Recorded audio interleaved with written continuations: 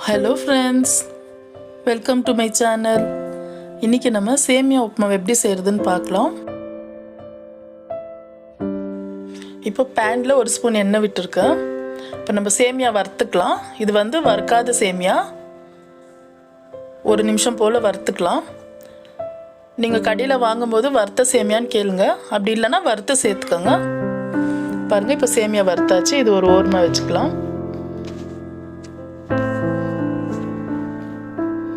இப்போ panல 2 table spoon எண்ணெய் சேர்த்துக்கலாம்.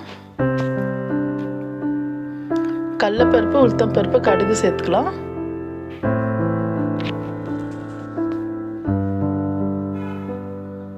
அது பொரிஞ்ச உடனே ஒரு பீஸ் இஞ்சி திருவி வச்சிருக்கிறேன், அதை சேர்த்துக்கலாம். இப்போ கருவேப்பிலை சேர்த்துக்கலாம். கருவேப்பிலை கட் பண்ணி சேருங்க, நல்லா இருக்கும் ஃப்ளேவரு.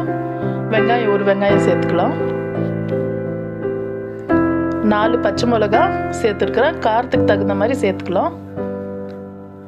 இப்போ தேவையான அளவு உப்பு சேர்த்து கொஞ்சம் கிண்டி விட்டுக்கலாம்.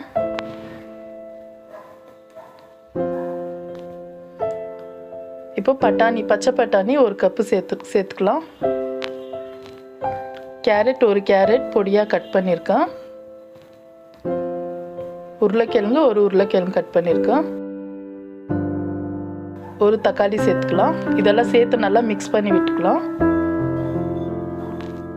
இப்போ 1/4 டீஸ்பூன் மஞ்சள் பொடி சேர்த்துக்கலாம். மீடியம் ஃப்ளேம்லேயே வச்சுக்கோங்க. 1/2 டீஸ்பூன் மிளகாத்தூள் சேர்த்துக்கலாம். நம்ம பச்சை மிளகா சேர்த்துருக்கோம், பார்த்து சேர்த்துக்கலாம். இப்போ நம்ம மூடி போட்டு வைக்கலாம் ஒரு நிமிஷம் போல். இப்போ பாருங்கள், நம்மளுக்கு காய் வந்து கொஞ்சம் நல்லா வெந்துடுச்சு. இப்போ நம்ம தண்ணி சேர்த்துக்கலாம். தண்ணி வந்து அதிகமாக சேர்க்கக்கூடாது. நான் ஒரு டம்ளர் சேர்த்துருக்குறேன், இதுவே போதுமாக இருக்கும். கொத்தமல்லி கொஞ்சம் தூவிட்டு நம்ம மூடி போட்டு வச்சிடலாம். தண்ணி கொதிக்கட்டும்.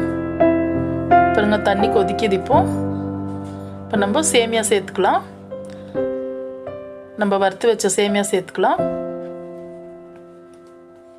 மீடியம் ஃப்ளேம்லேயே இருக்கட்டும். பாருங்கள், நம்ம சேமியா சேர்த்த பேருக்கு நம்மளுக்கு தண்ணி இவ்வளோ தான் இருக்கணும்.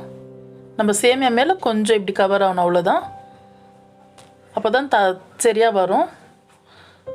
இப்போ பாருங்கள், நம்மளுக்கு தண்ணியெல்லாம் வத்திடுச்சு. சேமியா நல்லா உதிரு உதிராக வந்திருக்கு. பாருங்கள் நம்மளுக்கு நல்லா உதிரு உதிராக வந்துடுச்சு. இப்போ நம்ம சேமியா ரெடி ஆகிடுச்சு. கொத்தமல்லி தூவிட்டு நம்ம சர்வ் பண்ணிக்கலாம். பாருங்கள், நம்மளுக்கு சேமியா ஒன்றுக்கு ஒன்று ஒட்டாமல் நல்லா உதிரு உதிராக வந்திருக்கு. இது நம்ம நல்லா பிரேக்ஃபாஸ்ட்டுக்கு செஞ்சு கொடுக்கலாம். பசங்க லஞ்ச் பாக்ஸுக்கு கட்டலாம், நல்லா விரும்பி சாப்பிடுவாங்க.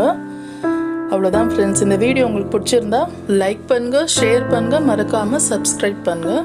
தேங்க்யூ.